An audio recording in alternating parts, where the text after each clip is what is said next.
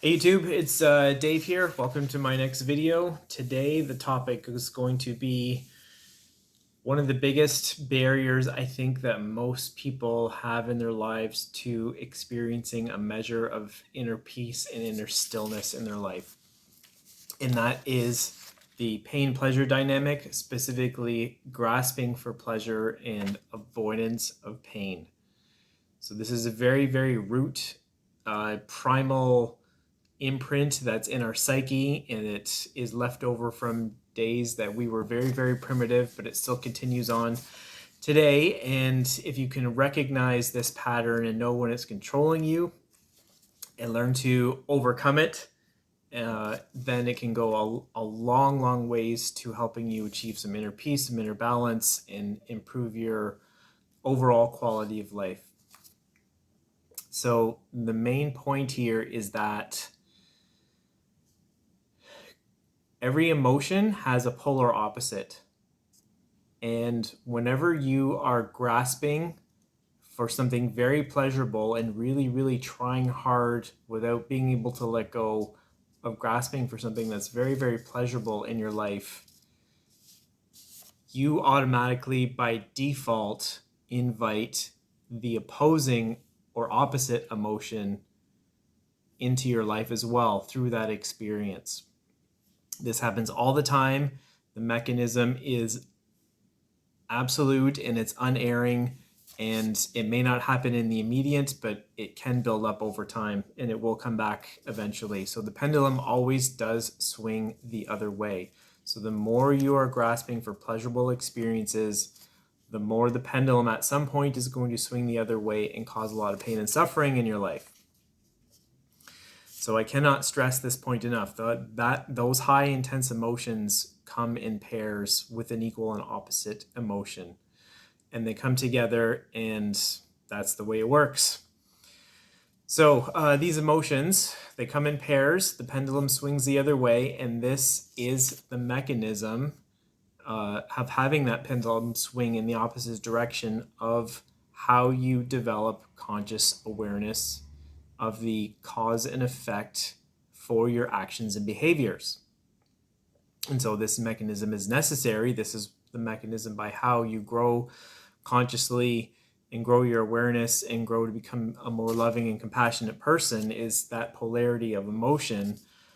So without this mechanism, there would be no conscious growth and evolution. So it's essential, but you have to just know the higher you're trying to strive or achieve blissful states through money, through sex, through power, through shopping, through drugs, or spiritual experiences, you just have to remember the higher you're going to go, the higher you're trying to achieve, the harder you will fall. And if this is a behavior, which is in a lot of people today, it is representative of a very dense vibration that is being held in your consciousness and in your body.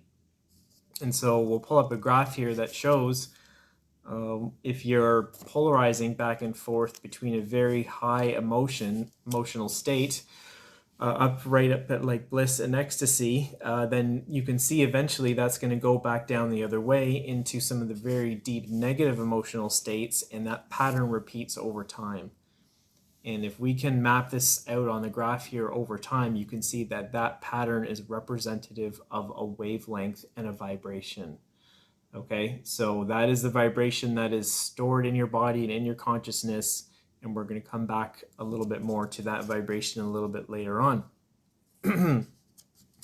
So part of the equation of achieving inner balance and inner peace is being able to let go of grasping for pleasure. However, not everybody is able to recognize when they're doing that, when they are grasping for pleasure. And so to bring awareness to this behavior, there's a very simple question that you can ask yourself when you are about to do something. This experience may seem pleasurable to me in the short term, but is it good or bad for me in the long run? And that's pretty much it. It's a very simple question. If what you're about to do is pleasurable for you in the moment, but it is also something that will benefit you in the long run, then go ahead. That's fantastic. It means you're coming from a place of joy and a place of love, and which are very high vibrations, and that's how you want to move through life. However, if you are about to embark on a behavior that gives you pleasure in the moment, but you know is terrible for you in the long run, then that is you grasping for pleasure. And if you can build awareness of this behavior and when you're doing it, then you can learn to start to recognize it and step away from it and let go. Okay, so if you can let go of those behaviors which give you pleasure in the short term but are bad for you in the long run and cause poor health or even more negativity, then that's what you want to do, and that gets rid of half of the equation of grasping for pleasure and avoiding pain, and that'll go a very long ways to helping you achieve some inner balance in your life. However, we're not always able to let go of these behaviors. We're so attached to them, and we are so attached to them because they are usually covering up something else on the inside of us. It's some feeling of uncomfortableness, some negative charge, a charge of negative emotion that is stored within your body and in your consciousness, and that is usually the driving force, or can be the driving force behind a lot of behaviors that seem pleasurable in the moment but are really bad for you in the long run. So when you start to let go of some of these pleasurable behaviors and some uncomfortable stuff starts to come up, that is what you have to face. That is what you have to meet with a space of love and compassion, and that is what you have to learn to let go of. But it's different than letting go of pleasure. Letting go of pleasure is a little bit easier, but letting go of the avoidance of pain is not necessarily so easy, because when you're trying to let go of the avoidance of pain, the only way to actually let go of it is to feel and express whatever is uncomfortable on the inside of you. That's how you get it out of your system. There's a little negative energy charge somewhere in your body, and you have to vocalize that and let that go and get it out of your system. And that it can be very, very uncomfortable. But if you can learn to meet those negative feelings with a space of compassion and love and non-judgment and tolerance and forgiveness, then this is how you meet the other half of the equation of grasping for pleasure and avoiding pain. So if you can start to do that and build awareness of your behaviors over time, of when you're avoiding pain, and take a step to move into those experiences, then that is how you change the dynamic, that root program, that primitive program in your psyche and in your mind that is keeping you from achieving some measure of balance and inner peace in your life. However, it's the same with avoiding pain as it is for grasping for pleasure. Not everybody is aware of when they are doing that, and so it's the same sort of question that you ask yourself on the other half of the equation, is that when you look at an experience that you're about to go into, to bring awareness to yourself of your motivations for this experience is, will this experience that is uncomfortable for me in the present moment be beneficial or detrimental to me in the long run?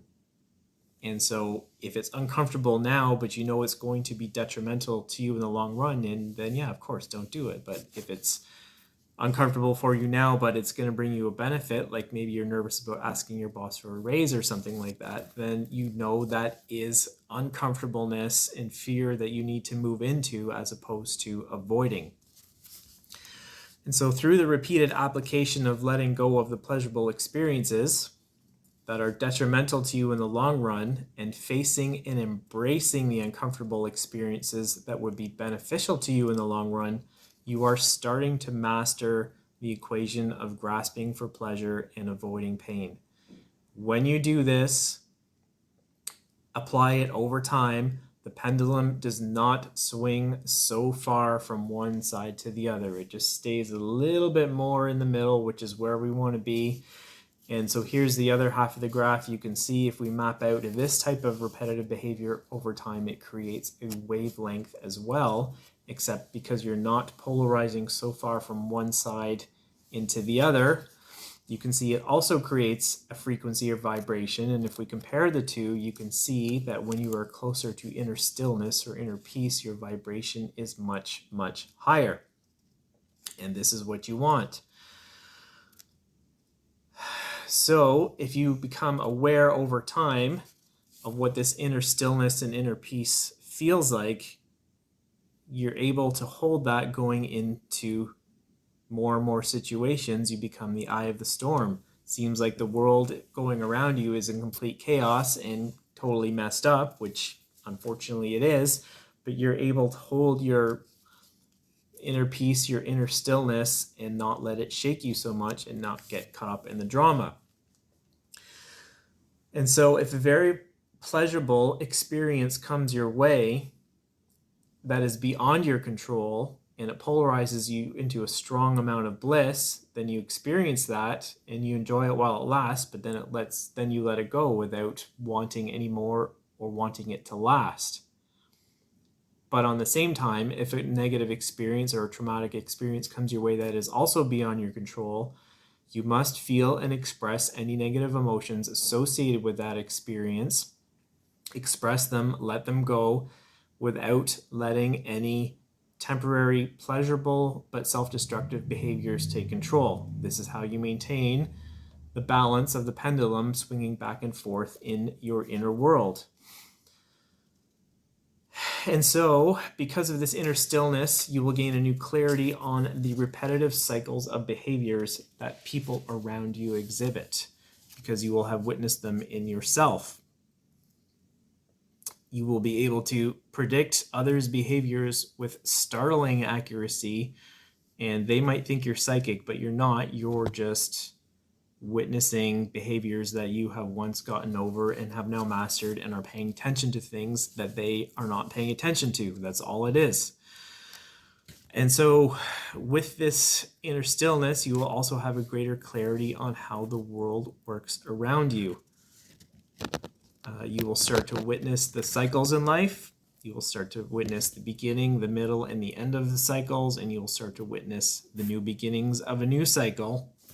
And you will see how that through these repetitive cycles, a lot of problems will reconcile themselves over time without your interference. This is the natural way of things. You're able to detach from a lot of the drama that the world around you tries to imprint, and there is a ton of drama that the world tries to imprint on you, but you're able to detach from that and not get swept up in it. And so to other people, it may seem like you do not care. That's not true. You do care, but because you're able to witness the cycles and you understand how life works a little bit more, you care, but you also have a lot more faith and trust in the processes of life and how everything will resolve itself in the end in the way that it needs to. And if you get caught up and swept up in the drama, in the emotional, highly emotional charged states, all you're doing is contributing towards the greater dysfunction of the problem at hand. So, grasping for pleasure and avoiding pain. One of the biggest barriers to achieving a level of inner peace and stillness and tranquility in your life. So please build awareness of this pattern and learn to take steps to overcome it over time. And this will, like I said, be fantastic in helping you developing some inner peace in your life. So thank you very much for watching. If you have any questions or comments, please post below, and much love to everyone. Thank you.